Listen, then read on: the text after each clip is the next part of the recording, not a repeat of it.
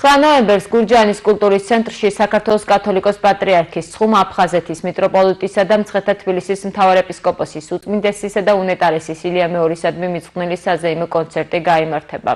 სოფელ გურჯაანის წმინდა მთავარანგელოზ მიქაელის სახელობის ტაძრის წინამძღვრის მამა ვაჟა სონყულაშვილის განმარტებით ღონისძიებაში ადგილობრივ ფოლკლორულ ანსამბლთან ერთად მონაწილეობას მიიღებენ პატრიარქის ნათულთა გუნდის საგალობელი, გურჯაანის კულტურის ცენტრთან არსებული ბავშვთა ფოლკლორული გუნდი და ლევან მუღალაშვილის სახელობის სალუტბარო სკოლის მომღერლები.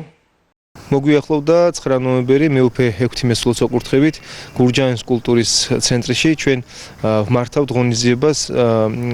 პატრიარქის